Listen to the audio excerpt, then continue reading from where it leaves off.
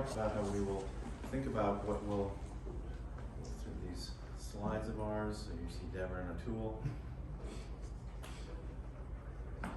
Very first topic that I wanted to talk to you about, risk vectors rising.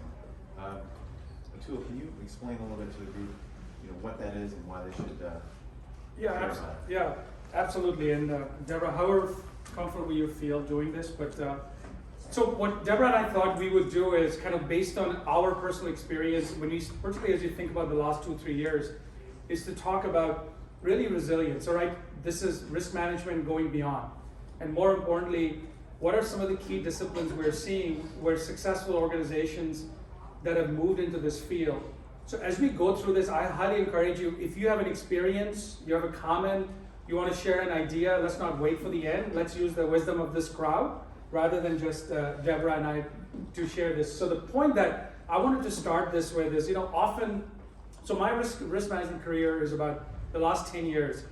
And I always am puzzled when I see practices that haven't changed for 10, 20 years. Like, you measure financial risk, you look at financial health, you look at cyber health, and often very little unless something goes wrong. Or you do it, but you do it only when you initially onboarding, and then you don't do much of it unless something really bad happens. And so the point I wanted to make here is this recognition that is becoming very clear, and I think risk professionals really get it, which is the risk factors are rising. Right? If you just look at the last 3 years, we thought we were dealing with COVID in 2020, and then we realized that every location around the world was behaving differently. So you couldn't just have a generic view of what COVID was doing. You had to understand the difference between a port that closed down in Shanghai versus, Florida, where I live, was the Wild West, where everything was okay.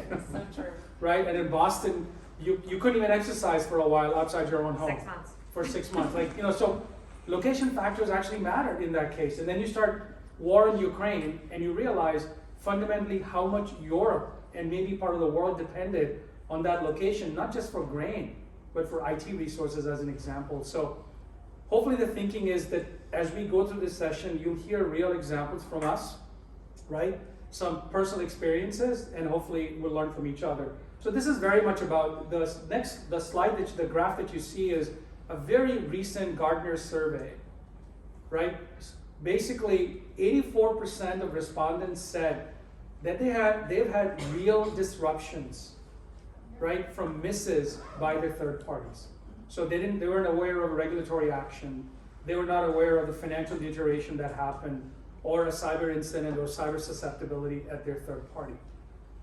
Now, when we look at data, even before COVID, if you look at data from 18-19, you actually saw this, which was disruptions have been increasing in frequency, and they've been increasing, most importantly, in severity, which means the losses that companies are facing because of the disruptions are rising, which makes the role of third-party risk management even more important to these corporations. I don't know, Debra, if you want to add to that. I think I'd like to add that it's no longer just third-party risk that we're doing. We are truly taking an operational resiliency type of view of this. Our third parties are supporting critical business processes. That results in business interruptions for all of our processes. We have to have a better understanding of what those risks are, what the impacts of third-party interruptions really are to our business processes and our ability to stay resilient, ensuring we have appropriate contingencies thought through, documented, and that we can operate in a very well-oiled kind of approach. We want to be that machine. We don't want to be the person trying to figure out what to do once something goes bump in the night. There's too many events that are happening, whether they be cyber attacks. We just recently had a vendor that had a fire in a data center. You want to make sure that we're looking at the resiliency capabilities of those third parties. COVID was another great example of that, because each country, each state, each city responded so differently. Each of those required us to take different opportunities to how do we adjust to this? How do we permit our contracts, the contracts that we have with our third parties, how do we permit them to work remotely in a more dynamic manner so that they can continue to support us as well? Right. Any kind of questions or even just comments on, you think about your own risk management, how have you fundamentally changed it in terms of looking at not just the risk you were looking at 2 years ago, but how that risk aperture has multiplied, how you're looking at more risks? Any thoughts, any comments on that? Not so much a comment, but a question. So you keep saying third party. Can we apply this to fourth party, fifth party? Is this, because that, I mean, that's what we heard earlier was our supply chain. And resilience in our supply chain is a concern. Yeah, absolutely. So in fact, you've just given us a swing at our discipline number one, right? Which is all about, if you think about radical transparency, and we'll talk about it, and when you think about how do you understand the risk in your supply chain if you don't have radical transparency, which is you're not just aware of the health of that third party, but how would that affect if something with a fourth party happened? I'll give you a simple example. Is there anybody in here that gets paid through a company called Rippling? So do you know what happened on Friday with Rippling, right? They couldn't run payroll. Why? Because their fourth party, which is a bank, was SVB. So as a corporation, you might be using Rippling, but not really monitoring SVB, but they did not get, Friday was a no pay day because of what happened. So I think the sub tier is absolutely part of their radical transparency. The question I always want to ask an audience like this is, you know, when people ask me about fourth party, I always first go, do you actually monitor your third parties? Right, so many companies, right, so, and then you start looking at these organizations, they're actually not monitoring their third parties. They're not monitoring full spectrum. And if you want to start getting into the fourth tier and the fifth tier, your universe just exploded. If you cannot keep up with your third parties, can you really keep up with your fourth and fifth? So, but if you build the discipline on your third party risk management, then you can start applying it to your most critical fourth parties. Because one thing you'll realize is, if you do a summary of who are the fourth parties for your third parties, you'll start to see there's a theme. The cloud providers is usually two of those three, right? Google, AWS, Microsoft. You'll start looking at data providers, many in common. We'll dig into it, but I wanted to see who else. By the way, that was a good question. So I have a question on the endless unknowns and also just emerging risks. To sort of separate those, who would have thought about COVID, the war on Ukraine? How do you track and prepare for those, which is different a bit from, I think, what you're automating and reviewing, I think. But if you could sort of address that. I'm happy to take that one. So one of the things that's very important, stop separating third-party risk from your business resiliency practices. Typically, there's different teams that are doing that. I'm fortunate that I happen to be the governance part of our resiliency planning across the company. Those teams are typically planning for those types of events for your own company. If you apply that same thought process to your third parties, you're now getting a broader scope of scenario type analysis. Pandemic planning is typically a regulatory requirement. You also have all of these other scenario factors that are going into those resiliency tests that are being conducted. This is why it's so important to make sure that all of those various risk teams that you're interacting with connect with your IT folks, your incident response teams. They're doing cyber testing. You can leverage all of that information to take the same viewpoints with your third parties. Where is that cyber risk? What happens if they have an incident that has to be responded to? How do those things tie together? Ultimately, it's all going to be managed within all of those various risk teams. A data breach is something that's going to connect to your privacy office. They're going to have reporting that's a regulatory requirement for them as well.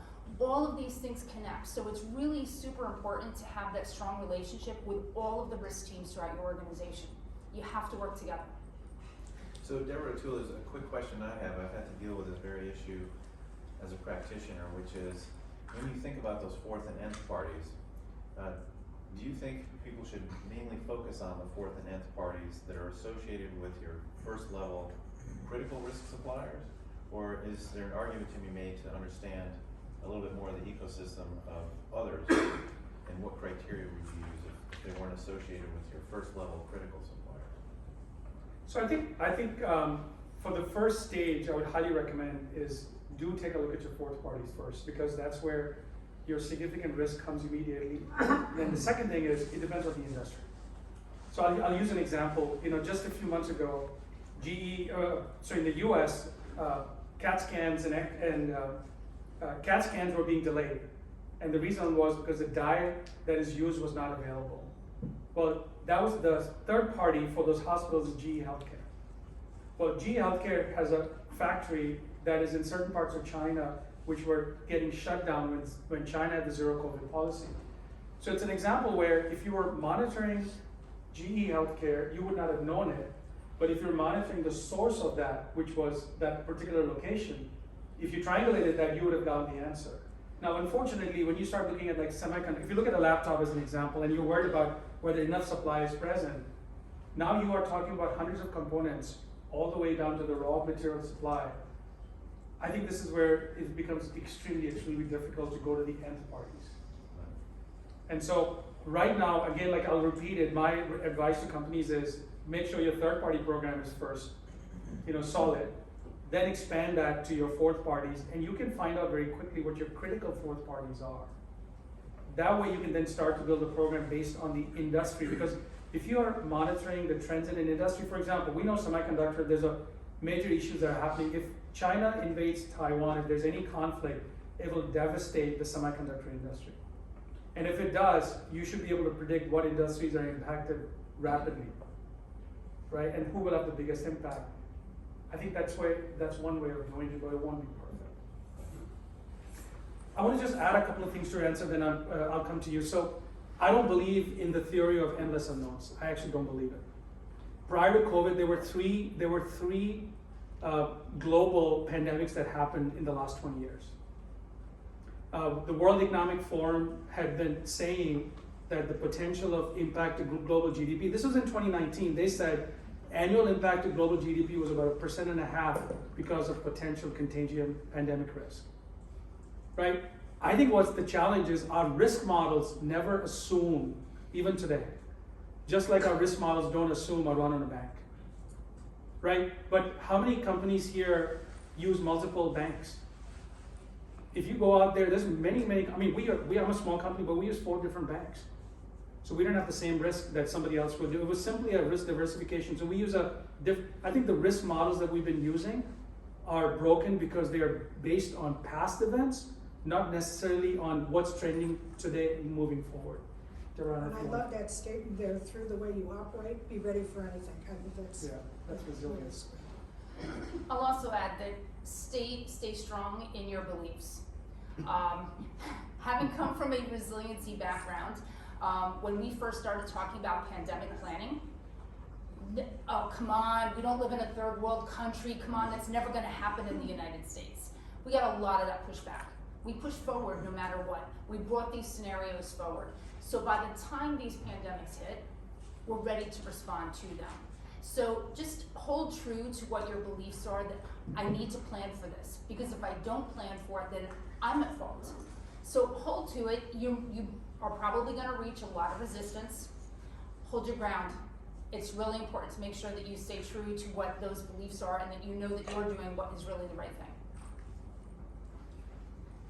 How do you balance risk management with a fourth or fifth party oversight, especially as you have limitations on, legal, contractual obligations, lack of data, et cetera?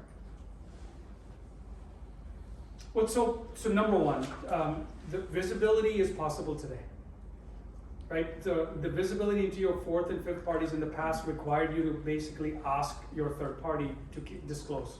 And and many fight back because many times they were not aware. So the visibility of anybody that's digitally connected to you is easily available today, right?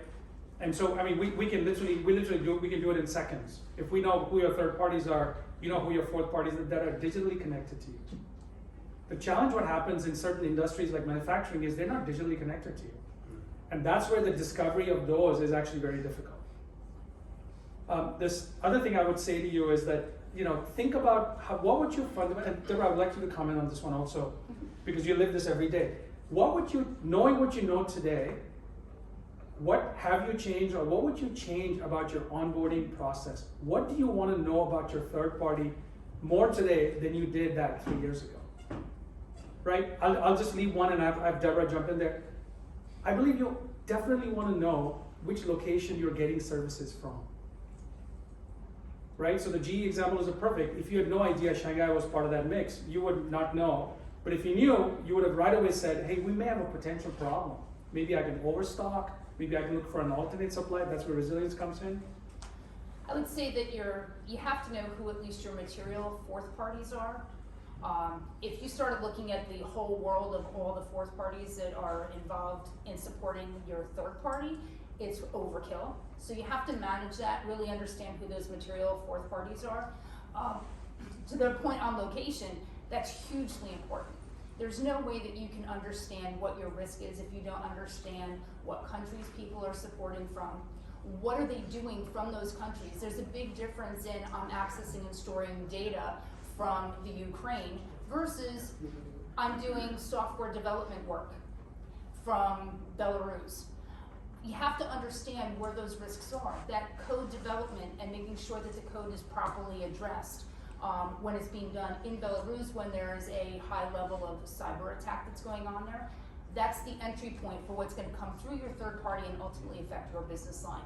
So understanding where you're being supported from is super important to being able to truly assess and understand the impact of your third party risk. You have to know what the drivers of that risk profile is for your third party portfolio. You know, the interesting part of that also is, you know, often when we hear the word concentration risk, we simply think about the concentration risk for our services, for our third parties from a certain location. But take an example, when Manila goes down, it is not just a single bank or a single insurance company that gets impacted, it's a massive sector of companies that get impacted. If Hyderabad or Chennai in India has a flood issue, there's if it's Hyderabad, there's a huge group of pharma companies that are fundamentally shut down. If Bangalore shuts down, there's a huge amount of trade processing that doesn't happen.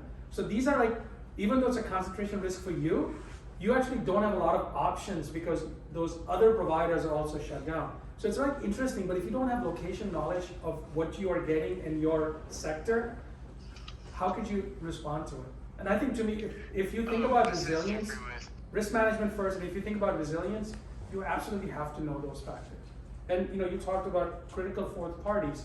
You will realize very quickly, if you're a digital company, so if you're a bank, insurance company, health insurance, you'll realize that many data providers, data centers, so you know, kind of like your hosting services, they are incredibly embedded across your entire stack of tech and data companies. Now, you might say, well, if AWS goes down, everybody's going to go down, right? Well, but do you have multiple sectors from AWS, like East-West? Do you have, you know, maybe a global location? So there are, again, ways that you could mitigate that risk. So we wanted to display this for the group, because when you talk about this discipline one that you're going over, ensuring radical transparency, it's the only way you will ever achieve trust, really. When everybody talks about zero trust environments for devices and creating trust paradigms for programs, without the radical transparency, it doesn't exist. What Debra and Atul were hoping to find out from the group, if you look at the full spectrum of coverage, that is, what are you actually monitoring? Not just doing in your diligence, but actually monitoring among your third parties. We wanted to just see a show of hands. Remember, all the stays here, what you expressed in Orlando stays in Orlando.